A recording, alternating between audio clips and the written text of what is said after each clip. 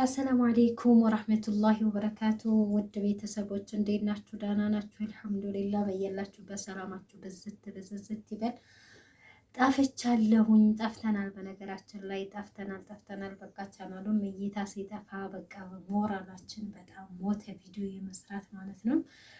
እንዴት ናችሁ? ቢሆንም ግን ተናፍቃችኋል። ደህና ናችሁ? ሰብስክራይብ ያላረጋችሁ ሰብስክራይብ እያረጋችሁ፣ ላይክ እያረጋችሁ ቪዲዮውን ላይክ አድርጉት። በነገራችን ላይ እይታው የቀነሰው ላይክ ስለማታደርጉት ነው ማለት ነው። ቪዲዮውን ላይክ ካደረጋችሁ ግን ቫይራል ስለሚወጣ እይታው ይጨምራል ማለት ነው። ውድ ቤተሰቦች በያላችሁበት ሰላማችሁ ይብዛ ማለት ነው። ኢና ሊላሂ ወኢና ኢለይሂ ራጂዑን። ኢና ሊላሂ ወኢና ኢለይሂ ራጂዑን። ሁላችንም የአላህ ነን። ደግሞ ጊዜያችን ሲደርስ ደግሞ ወደ አላህ ሱብሓነሁ ወተዓላ ተመላሾች ነን ማለት ነው። በነገራችን ላይ ኢትዮጵያ ላይ የሚካሄደው ነገር እንዲሁም ደግሞ አማራ ክልል ላይ ማለት ነው በጣም የሚያሳዝን ማለት ነው። በጣም ዘግናኝ ነው። አንደኛ መስጊድ ብሎ ማለት ወይም ደግሞ የሌላ እምነት ደግሞ ቤተ ክርስቲያን ብሎ ማለት የአላህን የማምለኪያ ነው። አሁን ግን መስጊድ ምንድን ነው የሆነው? መፋለሚያ ሆኗል ማለት ነው። ኢና ሊላሂ ወኢና ኢለይሂ ራጂዑን። ሐስቢ አላህ ወኒዕመል ወኪል፣ ሐስቢ አላህ ወኒዕመል ወኪል። ሁሌ ማለት ነው ሁሌ ጦርነት፣ ሁሌ ችግር በተፈጠረ ቁጥር መስጊድ እየተገባ መስጊድን ማቃጠል እንዲሁም ደግሞ የመስጊድን ደግሞ ኢማም መግደል፣ የመስጊድን ኻዲም መግደል ማለት በጣም ከባድ ሀቂቃ ማለት ነው። እኔ በጣም ነው ወላሂ ልቤ የተሰበረው። ለምን ሁሌ በቃ አማራ ክልል አማራ ማለት በቃ ሙስሊም ማለት ነው እንዴ? ሰው እንዴት አማራ ማለት ሙስሊም ብቻ ነው እንዴ ያለው አማራ ክልል? ሱብሃንአላህ። አማራን ሙስሊም ከሆነ ብዙ እህቶች ማለት ነው ብዙ እህቶች ሽንት ቤት እያጠቡ፣ እኔ አረብ ሀገር እዛው ሰው ቤቱን እየሰራሁ ማለት ነው። ሽንት ቤት እያጠቡ እኔ ከሌ ደጋፊ ነኝ እኔ እንትና ደጋፊ ነኝ። የወር ደሞዟን እያነሳች ትጥላለች ማለት ትልካለች። ከዛ ኢትዮጵያ ላይ ወይ ወንድሟን ወይ አባቷን ታስገድላለች በምገዛው መሳሪያ ማለት ነው። ለምን? ያ ማለት አማራ ክልል ሆኖ ሙስሊሞች ማለት ነው። አብዛኛው ሙስሊሞች ፋጡማ ኸዲጃ ሆና ወይም ደግሞ ወንድም ሆኖ መሐመድ አህመድ የሆነው እኔ ከሌ ደጋፊ ነኝና መሳሪያ ይገዛል። ከዚያ መሳሪያ ደግሞ ሙስሊም የሆኑ ስለሆነ እየተመረጠ አማራ ክልል እየተገደለ ያለው መስጊድ እየተቃጠለ ያለው መስጊድ ነው። የሚገደለው መስጊድ ውስጥ እየተገባ ሙስሊም እየተመረጠ ማለት ነው። ከዛ ይገደላል። ያች የምትልከው ወይም የሚልከው ብር እናቱን፣ አባቱን፣ ወንድሙን ያስገድላል ወይም ታስገድላለች ማለት ነው።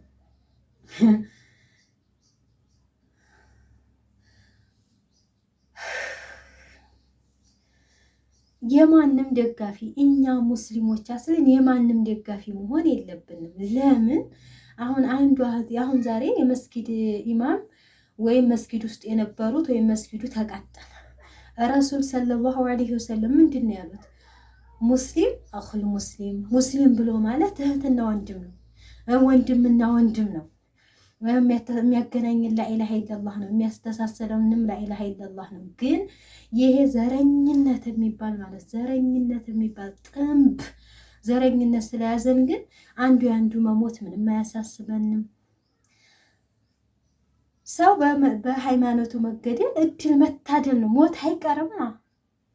ሰው እኮ ባረባ ነገር በቆሻሻ ነገር ይሞታል። ግን ሰው በሃይማኖቱ መሞት በዲኑ መሞት ሸሂድነት መታደል ነው። አላህ ሱብሓነሁ ወተዓላ ጀነተል ፊርዶስን ይወፍቃቸው፣ ቀብራቸውን ኑር ያድርግላቸው ማለት ነው። ግን እኛ ሁሌ አማራ ክልል ምንድን የሆነ ነገር ሲመጣ ሰልፍ ብቻ የሆነ ነገር ሲመጣ ተክቢራ እየተወጣ ይባላል። እንደው ሙስሊሙ መድረሻ አጣር እንደ ያ አላህ እንደ ወዴት መሄድ ይሻላል? አንደኛ ወይ ሙስሊም ለሙስሊም እኮ ጅሃድ ቢነሳ ሁሉም ለጅሃድ ብሎ ይወጣል። ጅሃድ ወጥቶ በቃ ሸሂድነት ነው። እማ ልጅን ስለፈልፍ ቀሰቀስኳት። ነይ እስኪ ባይ ነይ እስኪ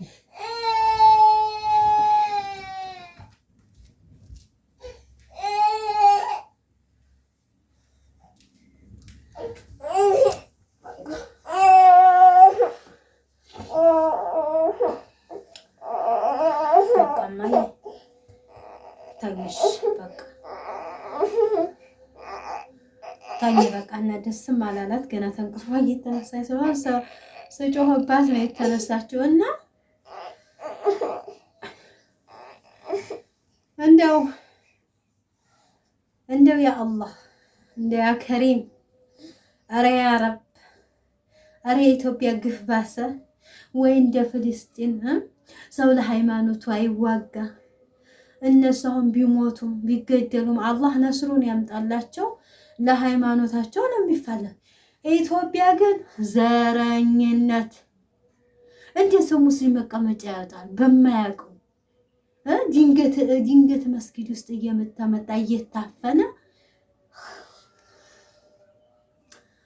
حسبي الله حسبي الله حسبي الله حسبي الله حسبي الله እንደ ኢትዮጵያ ምድር እኔ ምን እንደሚበቅል እንደው ምን እንደሚከሰት አሁንስ እያስፈራኝ ነው ወላሂ። ያለ ግፍ ሰው ወይ ጠላት አለ ብሎ ጠላቱን ተፋልሞ ተከላክሎ መስጊድ ውስጥ አላህን የሚያመልክ የመስጊድ ጠባቂ የአላህን ባሪዎችን የሚያስተምር ሰው መጥቶ ወፈን እየተደረገ መገደል። ስንት መስጊድ ተቃጠለ፣ ስንት ህዝብ አለቀ። አሁን ደግሞ ተነሳባቸው። ደግሞ ይሄ ነገር መጣ። ደግሞ እንደዚህ መካነ ሰላም ላይ ይሄ ተከሰተ። ደግሞ ነገ ጧት ደግሞ ሌላው ቦታ ይከሰታል። ሙስሊሙ ዝም ብሎ አላህ አክበር ይላል። ያንን አላህ አክበር የሚሰማቸው የለም። ነገም ጧት ደግሞ ይሄ ይከሰታልና እንደው ወላሂ በጣም ከባድ لا حول ولا قوة إلا بالله لا حول ولا قوة إلا بالله لا حول ولا قوة إلا بالله لا حول ولا قوة إلا بالله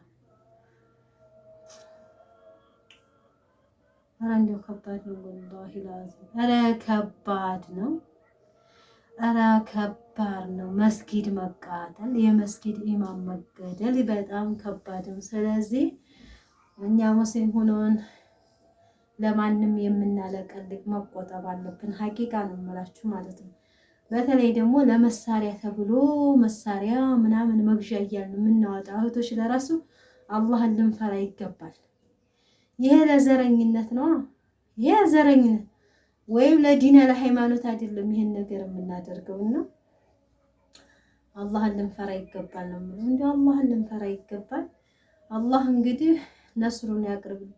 ዲንን ለሙስሊሞች አድርግልን ያ አላህ ያ አላህ ያ ከሪም ያ ረብ።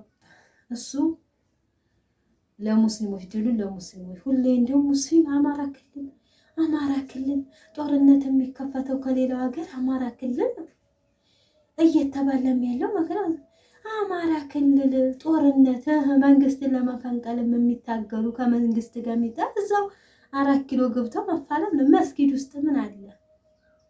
መስጊድ ውስጥ ምን አለ?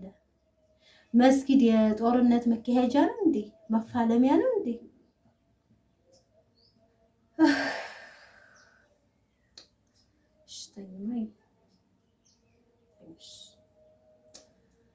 እና ከባድ ሁላችንም ዱዓ ልናደርግ ይገባል።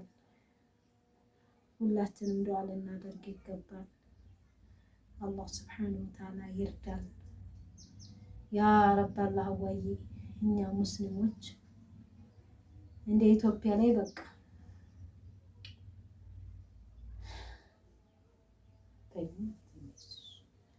እና ቤተሰብ ይሄን ይመስላል። ልጄን እያወራሁኝ ማለት ነው። አላስተኛኋትም፣ ውሏን አልተኛችም ማለት ነው። እና አሰላሙ አለይኩም ወራህመቱላሂ ወበረካቱ።